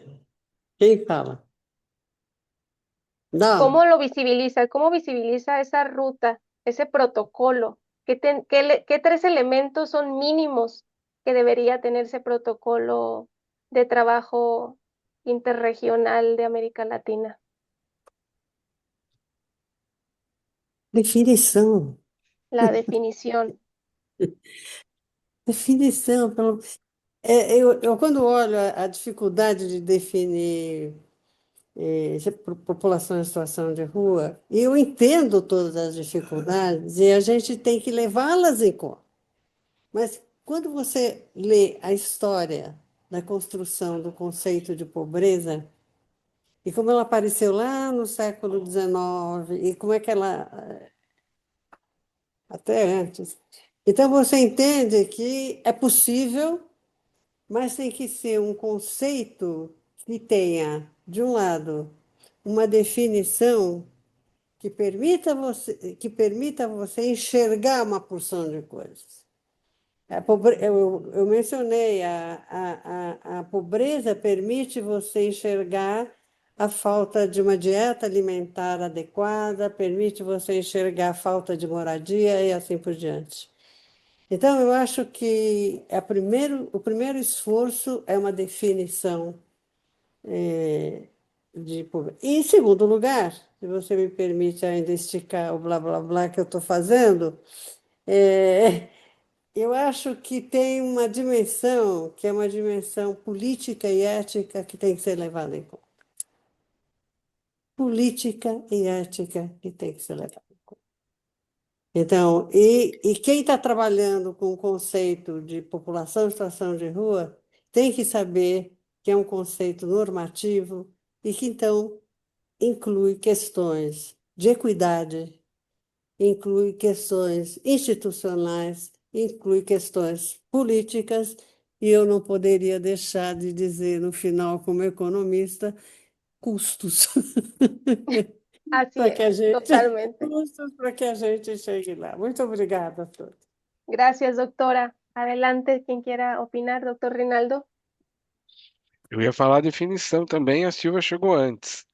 Mas eu acho que além da definição, tem a maneira de contar, né? Eu posso usar a mesma definição em diferentes países e cada um contar de uma maneira diferente. Então tem que ter algum tipo de convergência em relação à metodologia. Conta-se de dia, conta-se à noite, como se faz isso? Que cuidado se tem, né, nessa contagem? Outra coisa, tem que ter algum Pobreza tem. consenso. Oi? Pobreza conseguiu. Então, outra coisa, La pobreza lo consiguió. tem que ter algum consenso em relação ao instrumento. Así es. Como você mede? Por exemplo, como você mede tempo de rua, né? Que é uma variável extremamente importante se você pensar em políticas públicas, com que idade alguém foi na rua, né? Para você recuperar isso, tem que saber há quanto tempo a pessoa está na rua. E só perguntar diretamente quanto tempo você está na rua, você não vai ter uma boa resposta, né? Como é que você mede certas variáveis que são chave, né? Então, eu acho que tem que ter um consenso também em relação a a uma parte do instrumento, né? Uma parte central do instrumento. Correcto. Muchas gracias. Si tú tuvieras alguna opinión, Dalma, adelante. Y si no, ya con esto ya cerraríamos. Bueno, yo creo que también es clave tener una clara organización. A nosotros algo que nos funcionó fue tener como un comité para poder pasar por las decisiones importantes por un acuerdo. Y creo que eso es clave porque nosotros, digamos que en otras ocasiones puedo que haber empezado por la organización como operativa y el pensarse esa definición, el pensarse y tomar las decisiones que lleva a llegar a un acuerdo, pues tiene que tener un arreglo, digamos que tanto de todas las partes como, o sea, es tanto político como de técnico y esto no siempre es tan fácil. Entonces, ahí hay mucho trabajo y es construir ese comité o ese grupo que va a definir en todas las fases, como yo hablo en fases, en todas las fases del proceso, las decisiones difíciles y son bastantes. Entonces, eso también es clave pues, para poder llegar a un consenso entre todos. Correcto. Muchísimas gracias. Acaban de mencionar, yo creo, lo básico que tendríamos que comenzar a trabajar para crear y diseñar esta ruta para lograr en algún momento, algún día, tener esa definición común y esa metodología común. Si ya no hay alguna otra opinión o comentario de los asistentes, pues daríamos por cerrada la sesión. Romina, ¿gustas comentarnos algo? Sí, agradecemos profundamente a todos los que participaron. Felicitaciones, estuvieron excelentes.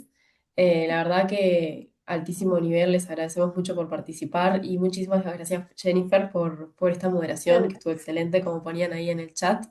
Les recordamos que las presentaciones van a estar disponibles tanto en la página web de Siscal como en YouTube de Siscal. Y bueno, les invitamos mañana a participar del último día de la conferencia 2025. Así que bueno, muchísimas gracias a todos. Muchísimas gracias y gracias, doctor Fletes. Muchos saludos y gracias por acompañarnos. Mi director de tesis.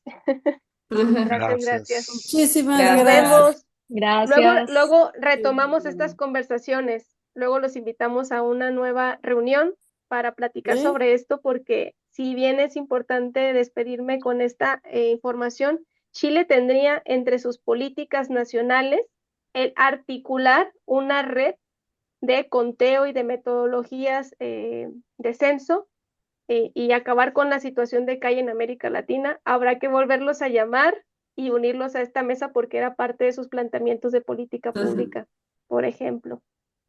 Muchas Sí, gracias, Romina. Gracias a muchas todos por gracias. esta Gracias. valiosísima participación. Nos vemos pronto.